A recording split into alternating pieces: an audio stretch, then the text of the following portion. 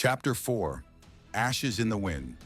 The cabin door burst open, letting in a blast of cold air, and Kaelor, who stepped inside with a deep frown and alert eyes. Behind him came Kael, breathing hard from running, and Alden, pale and gasping, his gaze unfocused. "Take what you need, quickly," Kaelor ordered, his voice low and urgent. "We have to leave. They'll be here soon." Kael, still trying to catch his breath, managed to ask, "Who were those men?" "Galathor's crows," Kaelor replied grimly. "I didn't think they'd dare come this far south." Without another word, he crossed the room and disappeared through a side door, leaving the two boys alone. Kael grabbed a cloth bag and held it out to Alden. "Pack what you can, we'll be fine." Alden stared at him in silence before giving a small nod. Kael had always been his anchor whenever fear or uncertainty threatened to overwhelm him. Today was no different. In the adjoining room, Kaelor pushed aside an old trunk. Beneath it, a few loose floorboards revealed a hidden compartment. Inside, wrapped in dust and years, lay a piece of fabric that had once been fine and costly. Now it was nothing more than a faded rag, but the sigil of House Galathor was still visible on it. Kaelor paused, staring at it with a hint of melancholy, before folding it carefully and placing it in his bag.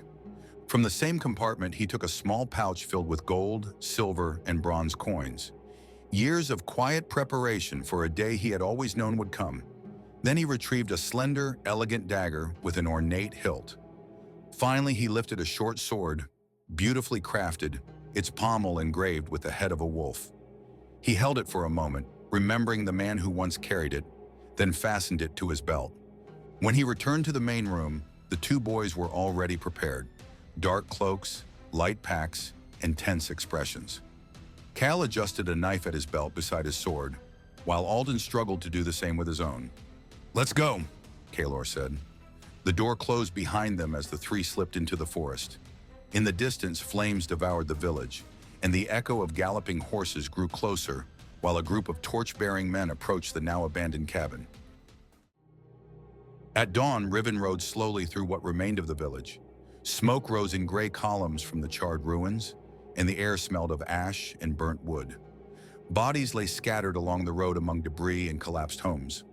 His gaze landed on a small, overturned wooden cart, an infant's toy, now blackened with soot. He stopped his horse in the central square. A subordinate approached quickly and bowed his head. "My lord, the village is secured and fully searched," he reported. "Some villagers escaped during the night, but most have been captured. Among the dead and the prisoners, the bearer of the mark is not present." Riven exhaled slowly, frustration etched across his face. All of this, for nothing. "There is more, my lord. Gar and the three crows who first reported seeing the bearer of the mark were found dead. Clean sword wounds." Riven stared at him in silence for a few seconds, his expression shifting between disbelief and contemplation. Then he dismounted, one hand resting on the hilt of his sword. "Are you telling me farmers killed Gar and 3 trained crows?" The soldier swallowed. "Yes, my lord." Riven surveyed the smoking remains of the village, lost in thought. They weren't simple farmers. The bearer of the mark? So it was true, and he's not alone. He turned to the soldier. "Send the scouts. Split the search parties in all directions. If they escaped, I want to know where." His voice hardened. "And remember this, if it's him, we need him alive." The soldier nodded and galloped away, leaving Riven motionless, his eyes fixed on the horizon, as though searching for something beyond the drifting smoke. Hours later, Kaelor, Alden, and Kael reached a small clearing where a narrow stream wound between scattered stones.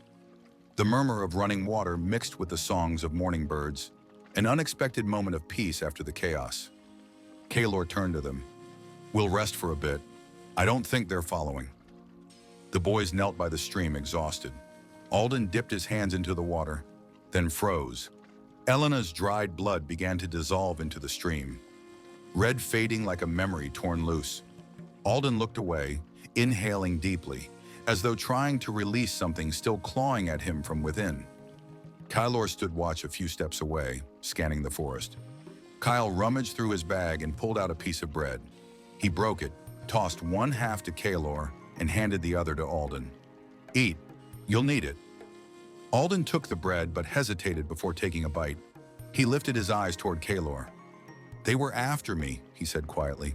"One of them said it. Get him. This has to do with this mark and the visions." He placed a hand on his chest. Kael's eyes widened in surprise. Kaelor regarded Alden in silence before speaking firmly. "That mark is no ordinary mark. And yes, Galathor is searching for you because of it, but this isn't the place to talk about it. First, you tell me what you saw." Alden closed his eyes briefly, brow tightening. "Ruins, a temple, a woman I couldn't quite see, and a voice telling me to go to Arendor." Kaelor went still for a moment, as if the name echoed from somewhere far in his memory. "Arendor," he repeated softly, almost reverently. "Then we have our destination." He faced the two boys. "We head west to the kingdom of Valdara." The stream shimmered with the first light of morning. The air carried the scent of wet earth and distant ash drifting on the wind. As the three prepared to continue their journey, the flames of their past still burned behind them, on the horizon. And in the glow of dawn, the destiny of the bearer of the mark began to take shape.